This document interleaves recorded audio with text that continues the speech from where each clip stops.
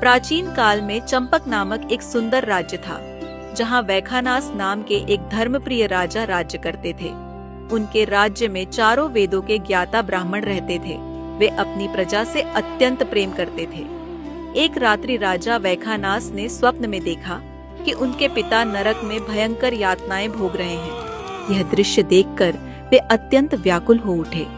सुबह होते ही उन्होंने ब्राह्मणों को बुलाया और उनसे कहा, हे ब्राह्मणगण, मैंने अपने स्वप्न में मेरे पिता को नरक में भयंकर यातनाएं भोगते हुए देखा। उन्होंने मुझसे कहा कि पुत्र, मैं घोर नरक भोग रहा हूँ, मुझे यहाँ से मुक्ति दिलवा दो। राजा ने ब्राह्मणों से कहा, कृपया आप मुझे बताइए कि मैं कौन सा उपाय करूँ जिससे मेरे पिता को मुक्ति मिल सके। ब्राह्मणों ने कहा, वर्तमान, भूत और भविष्य के ज्ञाता पर्वत नाम के एक मुनि हैं। आप अपनी ये व्यथा उनसे जाकर कहें। राजा वैखानास तुरंत पर्वत मुनि के आश्रम पहुँचे और नम्रता पूर्वक उन्हें प्रणाम किया। मुनि ने राजा से उनकी व्यथा का कारण पूछा। फिर राजा ने रोते हुए मुनि को अपने स्वप्न के बारे में बताया। मुनि ने आंख बंद कर चिंतन किया और बोले, हे राजन, आपके पिता ने पूर्व जन्म में अपनी पत्नी के साथ माहवारी के समय जबरदस्ती संबंध बनाने की कोशिश करी थी। उसी पाप के कारण वे आज नरक में दुख भोग रहे हैं। यह सुनकर राजा दुखी होकर बोले, हे मुनिवर, कृपया मुझे कोई ऐसा व्रत या उपाय बताइए जिससे मेरे पिता को मुक्ति मिल सके।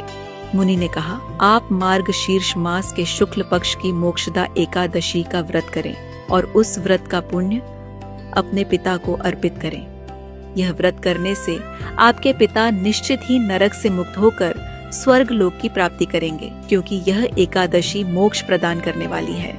यह सुनकर राजा ने भगवान विष्णु की पूजा कर अत्यंत भक्ति और श्रद्धा से मोक्षदा एकादशी का व्रत किया और व्रत का सारा पुण्य अपने पिता को समर्पित कर दिया। राजा को उनके पिता ने दर्शन देते हुए कहा, हे पुत्र, तुम्हारा कल्याण हो। इतना कहकर उन्होंने स्वर्गलोक की ओर प्रस्थान किया। यह सुनकर राजा वैखानास अत्यंत प्रसन्न हुए। जो भक्त श्रद्धा पूर्वक इस व्रत का पालन करता है, वह न केवल अपने पापों से मुक्त होता है, बल्कि अपने पूर्वजों को भी मोक्ष दिलाकर स्वयं भगवान